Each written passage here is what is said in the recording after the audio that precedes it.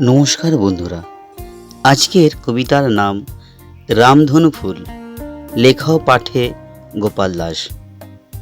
কঠোর গ্রীষ্মের দাবাদাহ, ওরে ভাই, মন অস্থির, শরীর জ্বলে পুড়ে ছাই। এসি পাখা করে না কাজ, গরম বাতাস ঘুরপাক। পথচারী একটু হাওয়ার খোঁজে করে হাঁকপাক। ঠান্ডা জলের প্রতীক্ষায় দু চোখ চাতক পাখি।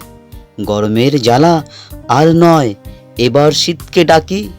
সামনেই অক্টোবর, দীর্ঘ প্রতীক্ষার অবসান।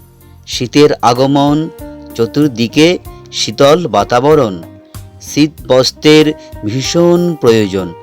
আলমারি খুঁজে সব বস্ত্র বার করে কেচে এবার করব কাজ। পরব নিত্য নতুন সাজে।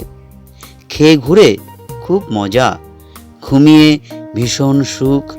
মাঠের সোনালি ধানের গোলায় দুনয়ন জুড়িয়ে যায়, ভরসায় বুক। লক্ষ্মী দেবীর আশীর্বাদ, গোলা ভরা ধান। পৌষ নবান্নের উৎসব সামনেই, আগমন। চতুর্দিকে রঙিন ফুল, সবুজে সবুজে সেজে উঠেছে দুকুল। আকাশের গায়ে